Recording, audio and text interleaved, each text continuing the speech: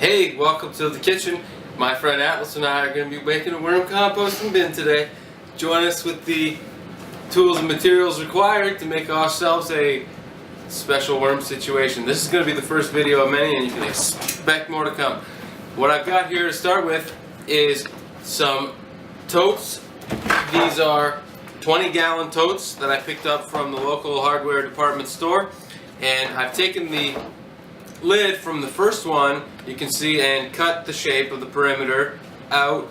I actually just followed the ripple, the ridge, the indentation around the perimeter, and used that as my guideline. And the idea here is to raise up this second bin as they interlock.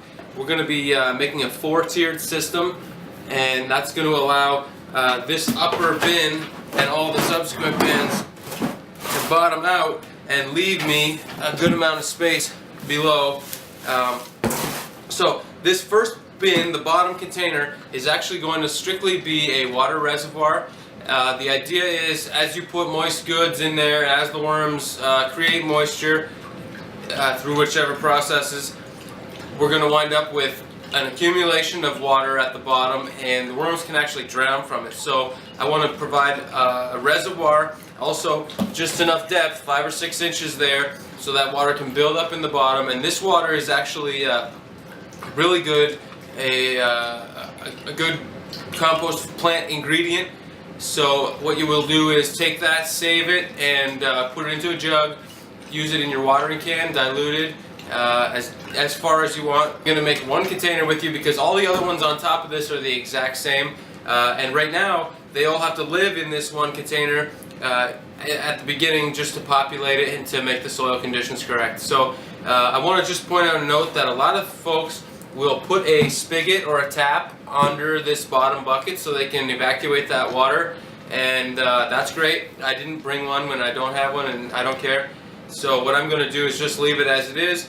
I can either just remove this upper bin, or I could even put a small hole or a series of holes in there and allow it to drip into a pan or over top of a funnel that leads into my jug.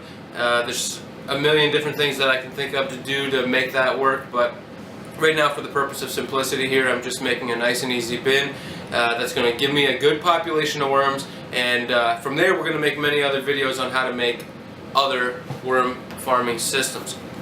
So the first bin, I have a really small drill bit. Don't ask how small, it's just any really small drill bit will do. Basically, I want to make it just a small enough hole so that water can escape down into the bottom, but I'm not losing worms and I'm not losing worm eggs. This drill bit is actually a 1/16, so don't ask. And I'm just going to go ahead around the perimeter, punching holes.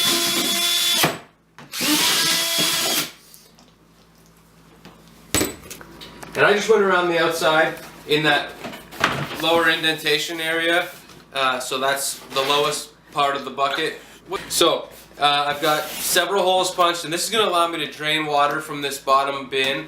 And right now, because I'm only using a 1 bucket setup, this is sufficient. So this is going to be my bottom bin, and what I'm going to do is populate this with the best worm food that I can think of. And this beginning stages of the bin is actually more about providing a safe and comfortable home for the worms and allowing them to kind of move in and decorate the place before I really start to overload them with a lot of produce and kitchen scraps and food waste. Basically, the worms like to take their time. As soon as they're introduced to a new environment, they've been kind of stressed. I'm about to flip their whole life upside down and give them a great new place to live. So they're going to want to get settled up in the soil, establish themselves in the colony there, aerate the soil, make some pathways, really just get situated so that life is easy. And I don't want to introduce produce or food waste because I don't want it to rot in there during that period of time. So this initial moment is really just about providing some good starter soil, starter material, and you can read about this starting phase. Just cleaning out the plastic scraps from my drill. Basically what I've got here is some peat moss. And this is Joe Blow Miracle Grow peat moss. You can find it anywhere. I got this from Lowe's. Not that this is a product endorsement. If it is, Lowe's can make the checks payable to me. And I'm putting a nice little layer in here. The peat moss is good because it's actually pretty fibrous. You can see it's not super compactable. When I crush that in my hands, it stays fluffy, and you can zoom right in there and see that there is what looks like some coconut husk or something like that, peat moss material, strands.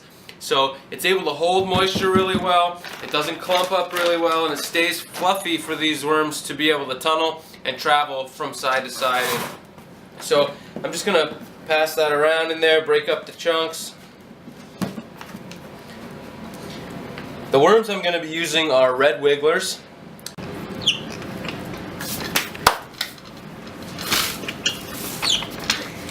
Things are getting jostled, your whole world's getting shaken.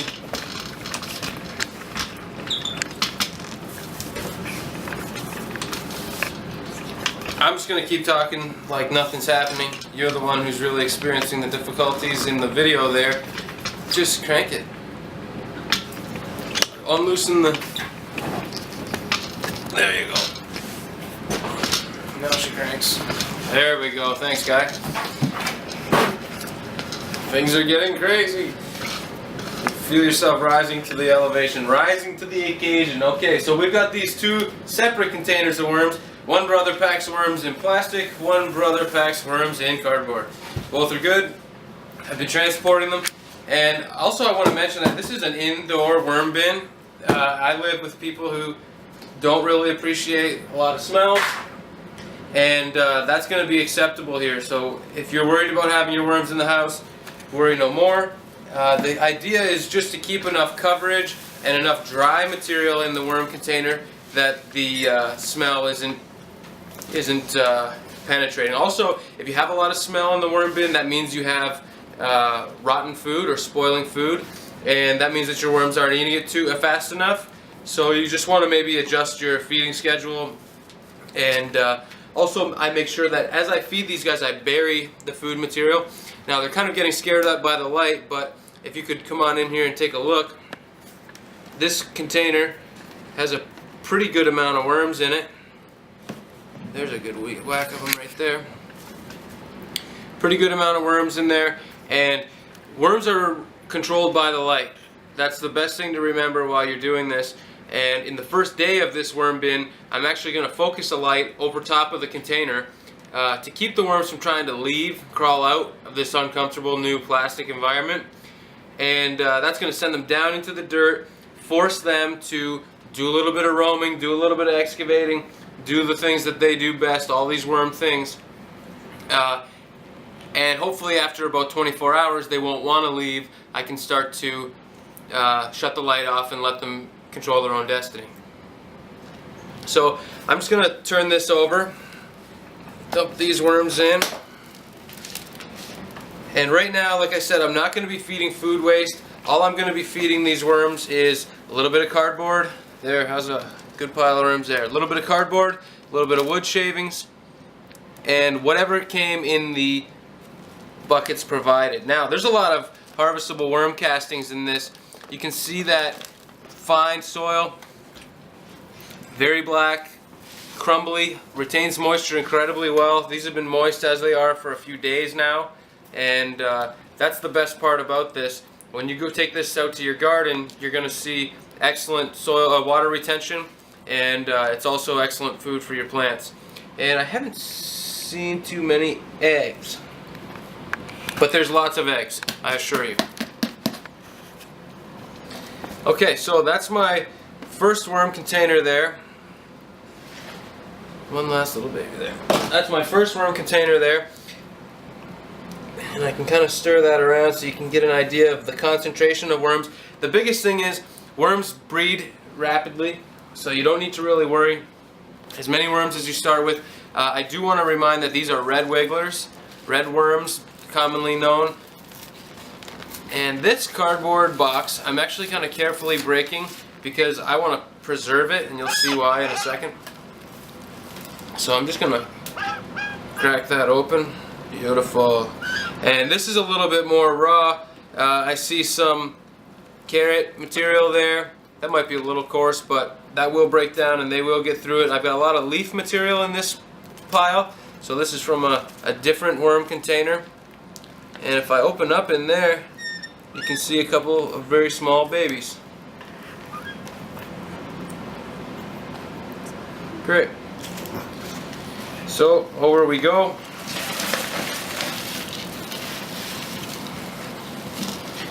Everything must go today and today only. What have we got here?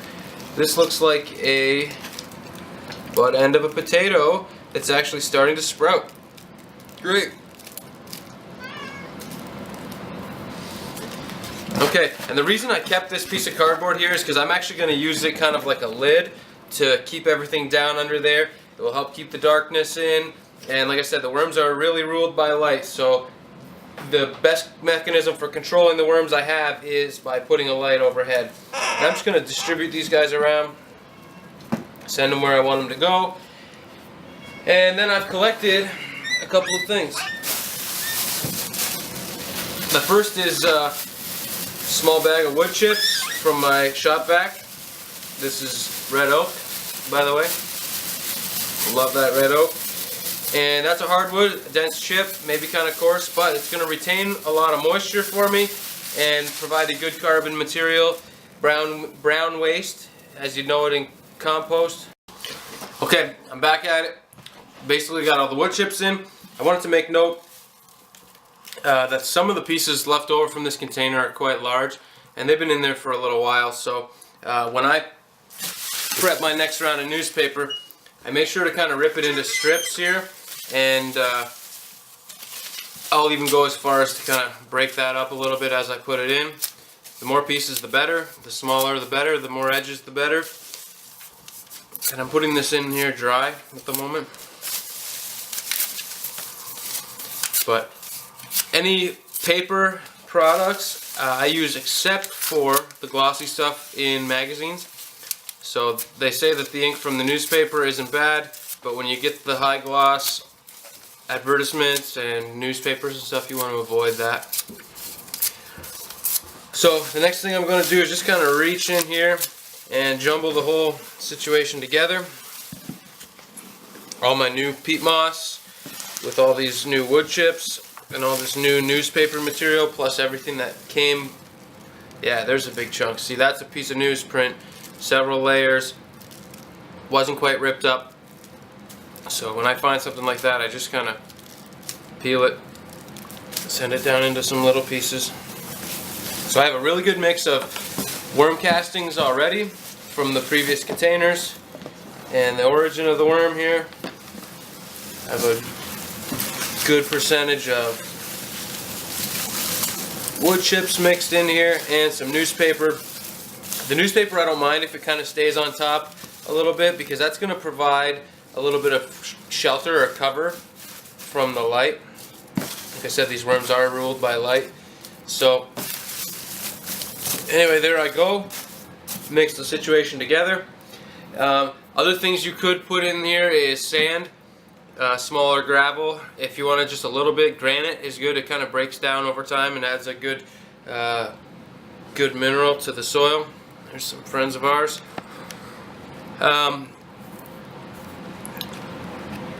And like I said, at this moment, I'm not going to be putting anything in there that will be rotting, festering, or going rancid in there because I don't want to sully up the good soil or toxic up the mix before these worms have had a chance to settle in and make home for themselves. So as you can see, we got some on the surface here. Not very active right now. I think they're gonna do just fine. I will actually, this is kind of dry. I will mist this down. From what I can tell, they don't like to be too wet, but they also don't like to be too dry. I would say if you were to squeeze it, you don't want to be able to wring out any water, so just damp is probably best. And probably, if I had to guess, less is more too. These worms are pretty small and they don't have much place to go, so if you overload with the water, you could drown them. So start with less and add more if you notice. But that's it right now. We're farming worms. I guess one more thing, very last thing I can show you after I set that cardboard in. That's my protective coat. Is the lid I have marked. Some locations. And this lid, when I switch to the other 3 bins, when I add the rest of this to the setup, this lid is going to always be the top. So this is my breathing lid, and the other bins below are going to have large enough holes so that the worms can migrate up through the bottom and into the next container. So basically the worms don't like to live in too deep of earth, so I keep them in the nice shallow material, and when they get hungry, they run out of food in this layer, they're going to crawl up into the next layer and find their food source there waiting for them. So it's going to be a good mix, and after about a month is a good time to go into that bottom bin and check. There should be very few worms in there. There will be worm eggs, so it's up to you whether you want to filter that through or run that through a screen. Depending on what you're using this for, you could just take that whole bottom bucket right outside and put it well distributed throughout your pots or your garden. So I've got a 1/8 inch drill bit set up here, and I'm just going to real rapido here punch some holes. Okay, so that's a good breathable top layer, and it's going to serve well to provide oxygen to these worms. And like I said, that's also about the size I would use, 1/8 inch to 1/4 inch for providing the holes for the migration. But we'll probably do another video on that in a few weeks when this bucket gets a little more populated and becomes urgent for us to transport these into another bucket. So thanks for watching. Click down below to subscribe, and we'll talk to you later on. Have a great day.